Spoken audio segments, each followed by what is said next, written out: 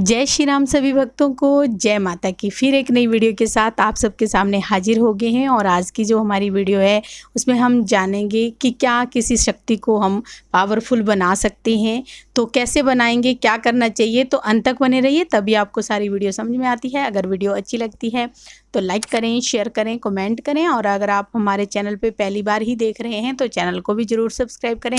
साथ में bell icon है उसको प्रेस करें ताकि आने वाली हर एक वीडियो की नोटिफिकेशन सबसे पहले ही आपके फ़ोन में पहुंच जाए। चलिए शुरू करते हैं आज की वीडियो। जय श्री राम जी। जय श्री राम, जय श्री बालाजी महाराज। बाबा की असीम कृपा आपके परिवार पर सदैव ही बनी रहे और मेरी माँ जगत जननी माँ भवानी अम्ब की कृपा आपके घर में हमेशा ही अन्नपूर्णा रूप में वास करे। कोई भी शक्ति को हम पावरफुल कैसे बनाएं या कोई भी शक्ति किस प्रकार से हम उसे पावर दे सकते हैं, चाहे वो पितृ श्रेणी की हो, चाहे वो देव श्रेणी की हो, चाहे वो दूत श्रेणी की हो, चाहे वो योगिनी श्रेणी की हो। मतलब किसी भी शक्ति को हमने किस प्रकार से पावर हम प्रदान कर सकते हैं।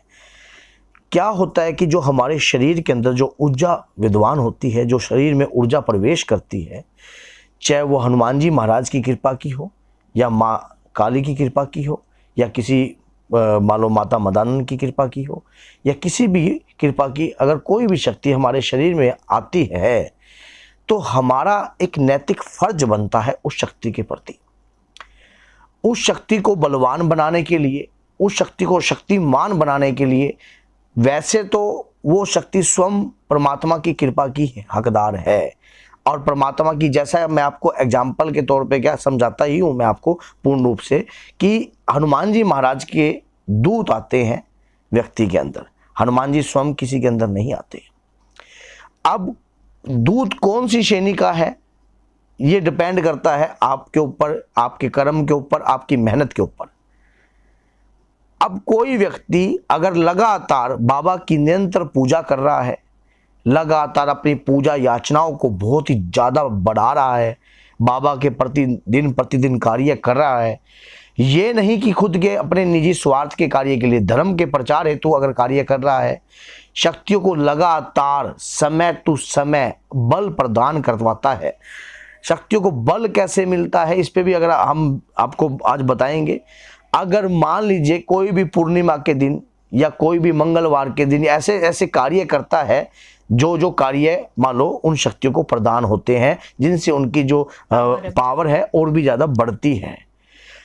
अगर ये आपके तपोबल का ही कार्य है, मान लो अगर आपने कोई भी मंत्र का जाप आप कर रहे हो, उस शक्ति को आपने मंत्र जाप के प्रभाव से प्रभावित किया है और हासिल किया है, तो जितने आपके मंत्रों के जाप चलते जाएंगे, जितना कार्य मंत्रों के कार्य में चलता जाएगा, उतनी ही उस शक्ति की ऊर्जा जो है बढ़ती ही जाएगी। उस शक्ति की ऊर्जा आपके शरीर के अंदर प्रवेश करके आपके ऊपर जब वो शक्ति आती है तो और भी ज़्यादा आपकी दृष्टि बढ़ती जाती है, क्योंकि ये आपका ही प्रयास है। आपने स्वयं प्रयास कर इस चीज को हासिल किया है। इसी प्रकार से माँ काली की शक्ति ये होती है तो माँ काली की योगनियाँ आती हैं।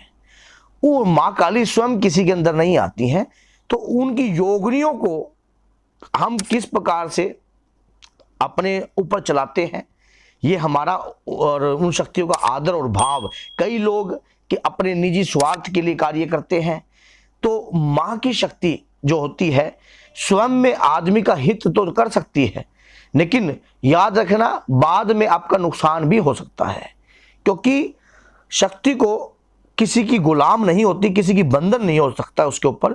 आप उस शक्ति को ऊर्जा दे सकते हो, ऊर्जा दीजिए अपने मंत्रों की कृपा से, अपने मंत्रों का नित्य जाप कीजिए। जितना कहते हैं कि जितना सोना तपता है उतना ही निखरता जाता है।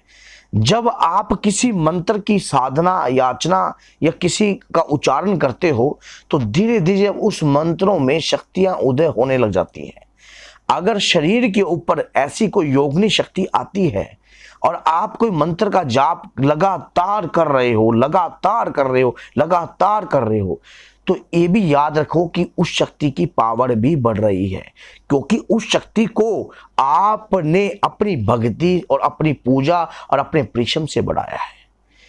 और लगातार किसी भी कार्य में अगर हम कोई प्रयास करते हैं तो सफल जरूर होते हैं। चाहे कोई भी पूजा का कार्य क्यों ना हो, चाहे किसी की साधना का कार्य क्यों ना हो, अगर कोई व्यक्ति शुरुआती तौर पर कोई साधना भी करता है तो शुरुआती तौर पर उस साधना में उसकी पूर्ण रूप से दिलचस्पी रहती है। जैसी दिलचस्पी उसकी शुरू में रहती है ऐसी ही उसकी दिलचस्पी एंड तक भी रहनी चाहिए, लेकिन बीच में उसकी परीक्षाएं इस प्रकार की होती हैं तो मन का भटकाव इन चीज़ों से जब वो पार हो जाता है और पूर्ण अपने आत्मविश्वास पर उस कार्य को पूर्ण करता है तब उसे उस कृपा की प्राप्ति भी होती है। लेकिन उस शक्ति को, जैसा कोई भी शक्ति है, जैसा कि माता की है तो माता की अष्टमी पर या ऐसे शनिवार के दिन या कोई ऐसे ऐसे कार्य अपने गुरु के सानिध्य में रहकर अपनी शक्ति को बलवान बनाने की पूरी चेष्टा करनी चाहिए कि किस प्रकार से ऐसा कोई कार्य नहीं करना चाहिए जिससे शक्ति नाराज हो या आपके प्रति कार्य जो है मान लो उनका जो उसको दुष्परिणाम आप भुगतने के, मान लो क्योंकि कई बार शक्ति तेज भी, आप तेज शक्ति की साधना करते हो, आप कोई भी ऐसी माँ काली की शक्तियां की मान लो कोई तेज शक्ति की साधना कर रहे हो। और सबसे बड़ी बात ये होती है अगर पितृ शक्ति भी, आप कोई पितरों की कृपा भी प्राप्त करना चाहते हो तो वो भी कृपा जो है संस्कार के माध्यम से चलती है। इसी प्रकार से पितृपक्ष चल रहे हो, अमावस्या हो या जिस जिस शक्ति का जो जो दिन निर्धारित है उनमें उन दिनों पर हमें उन्हें पूर्ण रूप से कार्य करना चाहिए। उन्हें अपना जो भी आप मान लो जिससे आप चाहते हो अपने गुरु के सानिध्य में रहकर ही कार्य को पूर्ण रूप से आप उन्हें बल प्रदान कीजिए। और फिर देखिए, आप जितना तपोगे उतना ही निखरोगे। जब तप किया ही नहीं, जिस प्रकार से कोई व्यक्ति नहर में कूदा ही नहीं तो नहर का अनुभव नहीं जान सकता। आप अगर इस तप या इस योग या इस सिद्धि या साधनाओं के क्षेत्र में हो या किसी मंत्र उच्चारणकारी या पूजा याचना के क्षेत्र में हो तो जितना आप तपोगे, जितना आप करोगे उतना ही निखरते जाओगे। एक बात और भी याद रखना कि हर दिन एक नया सीखने का होता है।